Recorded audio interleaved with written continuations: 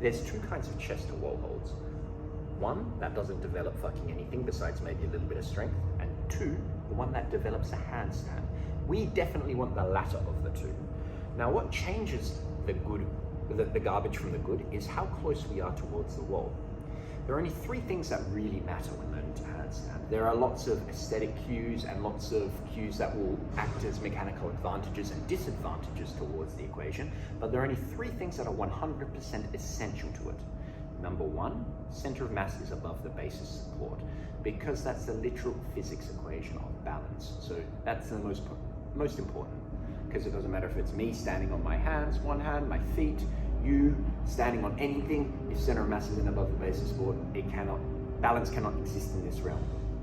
The second point is that you're strong enough to hold yourself in the balance that you're trying to hold.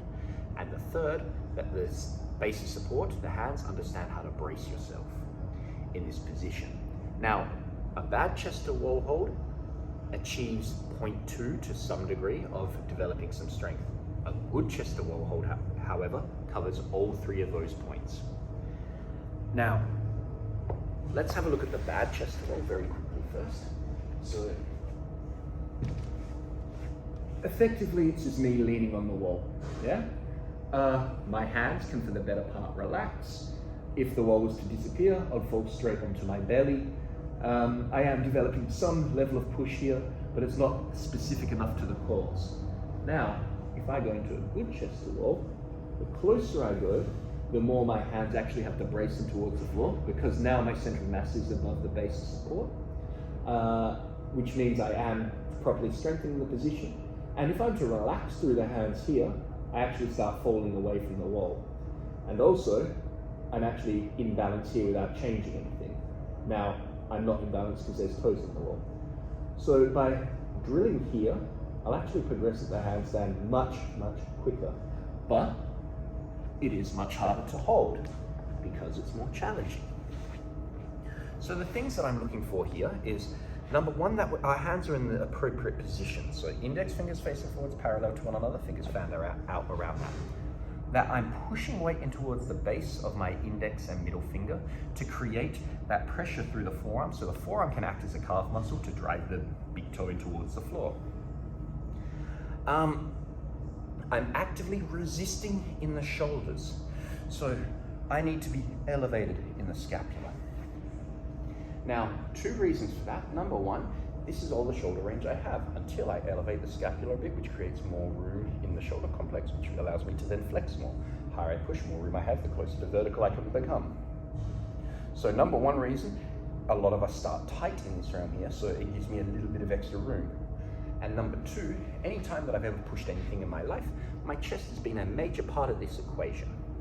And now that I'm learning to handstand, I have to use my traps in place of the chest. And by elevating the scapula, allows me to feel that pinch and that stabilization a little bit more. So I've got the weight through the medial line of my hand. My arm is as straight as it can be with a tension through the tricep. I'm pulling my shoulder blades up my back. I have a degree of tension within the body, much like the body line drills, so just things are squeezed tight. And I only have my big toes on the wall. I then creep to as close to the wall as I can, and then I hold. The way that I get up is I start with my hands on the floor and I bring my feet onto the wall, and then I walk my way up however that feels most coordinated and capable for me. If my shoulders are closed, I'm still doing all the exact same things. It's just that it won't look quite as nice, but I can still replicate the exact same position where, look, I'm balanced, now I'm not in balance, yeah? When I want to come down, I split my legs and I allow the wall to guide me, and I fold to whatever side feels most comfortable for me.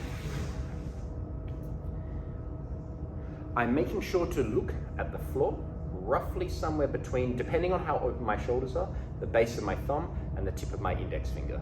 The more limited you are by your shoulder mobility, the closer it's going to be towards the tip of the index finger. The more open the shoulders, the more it's going to be towards the base of the thumb. If I can't get close enough to the wall because of my shoulders, I can actually unpoint the toes, so then that way the legs can come a bit more close to vertical. The width that I have my hands is whatever feels most natural for my shoulders, provided it's not too wide or too close. We hear lots of different things here about distance playing major or lesser roles in it. For me, I sit with my hands quite wide. People say it looks ugly, but whatever, that's how my shoulders most comfortably flex. If we listen to people from the circus world, they'll tell you that there should be no gap between shoulder, ear, and bicep, because they're looking for the most lean aesthetic line possible. A lot of people that teach with a gymnastic background tell you to go a little bit wider, because in gymnastics they need to be able to pass their body through their handstand. So for me, if it feels natural here, that's cool. If it feels natural here, that's cool. That's probably too close, that's probably too far.